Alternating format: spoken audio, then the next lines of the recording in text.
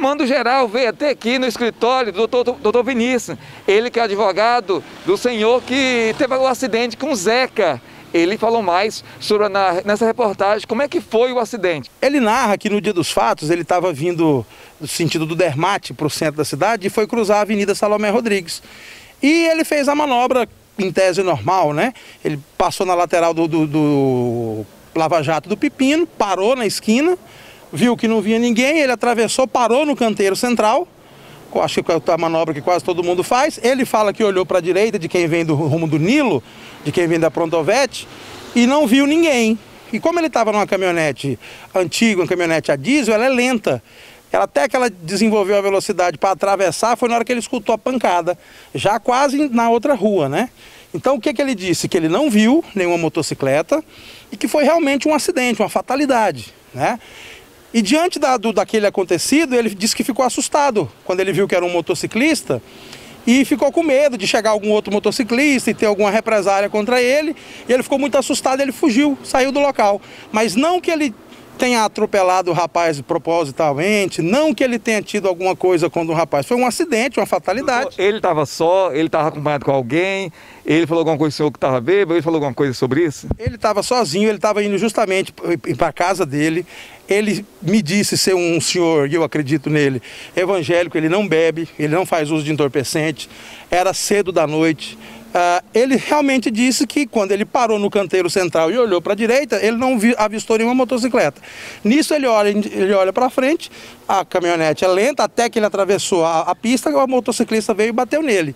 E é preciso que se entenda que ele compareceu ontem de forma espontânea na delegacia, ele já teve a ideia de comparecer e depois me procurou, ele trouxe a caminhonete para ser periciada, tá? E a perícia vai ser feita e o doutor Adriano, que é o titular do inquérito, ele disse que talvez peça até uma reconstituição, que a gente chama de reprodução simulada, né? Para verificar justamente a dinâmica do evento. Porque como ele não estava no local, dá-se a impressão que ele bateu no motociclista, né? E não estou dizendo aqui que a culpa é do motociclista, mas na verdade quem bateu foi o motociclista que bateu na caminhonete. Doutor, esse foi ele que falou para o senhor, né? Mas por que na hora desse acidente, por que ele não foi lá, deu socorro, por que ele não ligou para a polícia, por que na hora que ele foi embora, ele não foi ter na delegacia, não se entregou na delegacia e falou, ó, eu bati numa pessoa e está lá caído no chão. Por que ele não fez isso? A justificativa que ele nos deu foi essa que eu mencionei, que ele ficou assustado com a situação, tanto é que até hoje ele está fazendo uso de remédio, ele está muito deprimido. A gente sabe que a perda maior é do rapaz que perdeu a vida, não estamos justificando de forma alguma. A gente sabe que tem uma família e tem amigos chorando a perda do Zeca, não estamos justificando, mas ele não está feliz, ele não está bem, ele está fazendo um tratamento psicológico, porque ele tem um filho da mesma idade do Zeca, que também anda de moto, que também é motociclista. Então ele está muito abalado. Então o que ele me disse foi isso, que ele ficou assustado, com medo de uma represária, ele foi embora. Inclusive ele falou que passou na porta da delegacia e pensou em parar. Mas assim, represária, ele tá lá na hora, ele estava sozinho, só o Zeca e ele. Mas como que ele teve represária, que ele estava lá sozinho naquele momento com o Zeca? Exatamente. Porque o Zeca ficou, que eu fiquei sabendo que o Zeca ficou 5 minutos sem o bombeiro chegar lá e dar aquele socorro para ele. Volta a te dizer, eu trabalho com o que ele me narrou. E ele me narrou essa situação, que realmente ele estava só, mas ele ficou com receio de alguém chegar, algum motociclista parar e começar a chegar gente. E na história de Barra do Garças isso já ocorreu. Quando em algumas oportunidades algum motociclista, mototáxi foi atropelado, outros colegas que passaram chegaram no local e a gente sabe que isso aconteceu, de ter uma tentativa de agressão até ao suposto a pessoa que estava dirigindo o veículo. Mas o que eu estou te reproduzindo é o que ele me conta, né? E eu acredito nele pelo estado emocional que ele está hoje. Ele está muito abalado, ele está fazendo uso de medicação. Não, volto a dizer, a família, os amigos, vocês estão chorando a morte de um amigo, de um parente querido, que nada justifica.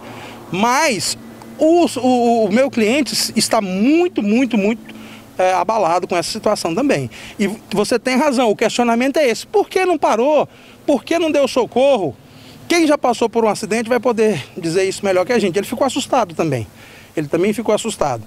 Mas eu quero deixar bem claro para a família e para os amigos que ele é um senhor honesto, trabalhador, primário de bons antecedentes, jamais queria estar passando por essa situação. A gente entende que foi uma fatalidade. Doutor, o Zeca ficou 10 dias na UTI, no pronto-socorro da cidade de Barra do Garças. Por que ele não se entregou antes da morte do Zeca? Por que ele não procurou a delegacia e procurou, falou assim, foi eu, antes dessa morte do Zeca? Fiz essa mesma pergunta a ele e ele respondeu mais ou menos a mesma situação da retaliação. Porque ele começou a ficar sabendo e ver que estava tendo movimentos de pessoas, os colegas de trabalho fazendo passeatas, fazendo um movimento justo e correto, e falaram para ele que tinham pessoas procurando, tentando descobrir quem era o dono da caminhonete, que estavam atrás do dono da caminhonete. Ele ficou da mesma forma assustado. Tanto é que ele ficou esse tempo todo, salvo o melhor juízo, recolhido, popularmente conhecido como escondido, né? Ele falou alguma coisa pro senhor, assim, na hora desse acidente, a consciência dele pesou na hora que ele foi embora, deixou essa pessoa lá caída no chão, ele falou alguma coisa pro senhor? Sim, ele disse que ele tentou, ele pensou em voltar, ele parou na porta da polícia para tentar falar com alguém, mas ele estava sozinho. E a gente sabe que nessa situação, às vezes, né, volto a te dizer, ele estava sozinho, ele ficou com medo de juntar alguns amigos do rapaz e querer fazer alguma coisa com ele. Mas esses 10 dias aí eu te garanto, tanto é que já estamos providenciando essa documentação médica para comprovar nos autos que ele está realmente muito abalado e muito triste com tudo isso. Volto a dizer, foi um acidente, foi uma fatalidade, a perícia vai comprovar isso. Se ele tivesse de má intenção, ele escondia essa caminhonete, ou ele nem se apresentava, deixava a polícia procurar por ele. Sabe-se lá quando que isso ia ser, nessa época de pandemia. Ele veio aqui ao meu escritório já com a ideia de apresentar. Não fui eu que sugeri isso para ele. Falei, então vou te acompanhar. E foi lá, prestou os esclarecimentos, um depoimento de mais de hora. Levou a caminhonete, trouxe a caminhonete para ser periciada, se identificou, está identificado, disse o endereço, onde mora, onde trabalha, e ele quer prestar os esclarecimentos para a justiça, e ele sabe, ele está ciente, até porque eu disse a ele, que isso vai ter uma repercussão na esfera criminal e talvez até na esfera civil, e ele quer arcar com as consequências do ato dele, ele não é um criminoso. Ele fala para o senhor alguma coisa, doutor, que ele pode até procurar a família, ou pedir desculpa, ou pedir perdão para a família, ele falou alguma coisa de procurar a família?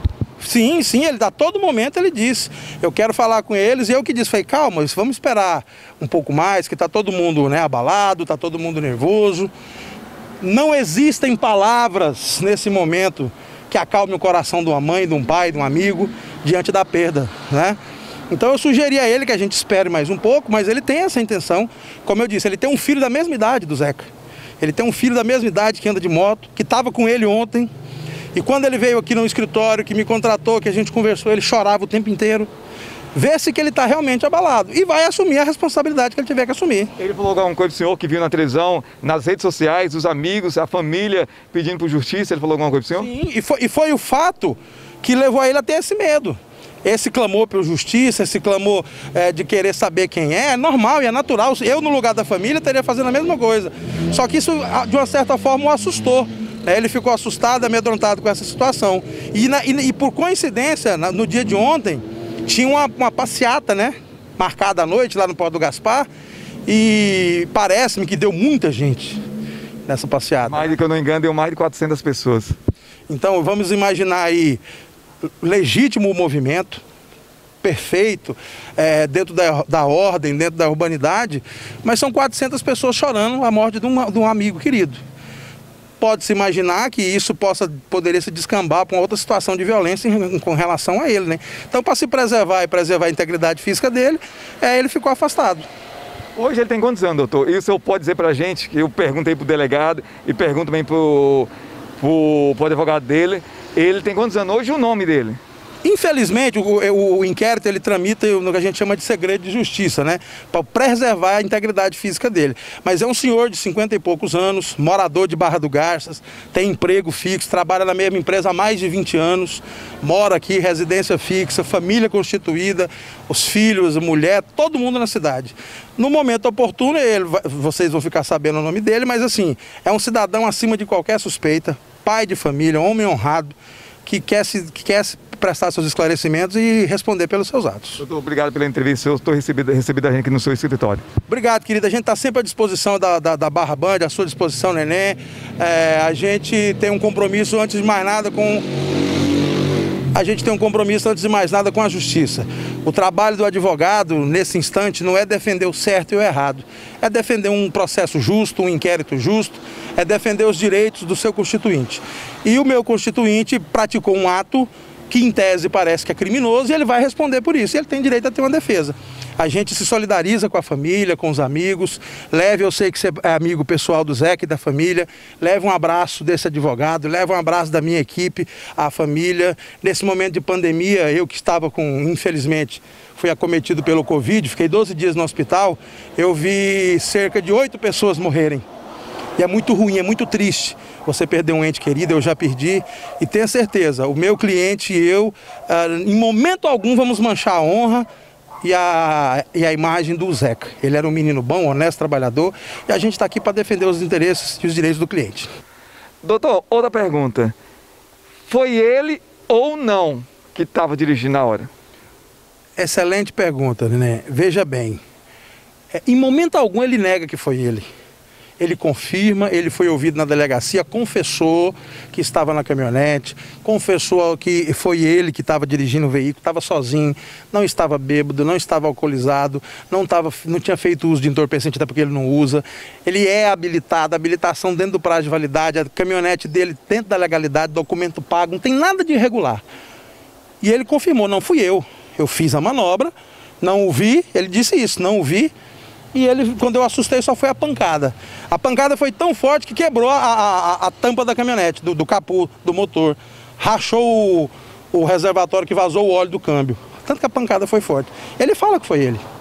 Agora, ele vai responder por esse ato. Existe um inquérito, existe uma investigação. Obrigatoriamente esse inquérito vai ser mandado para o fórum. Isso vai acontecer.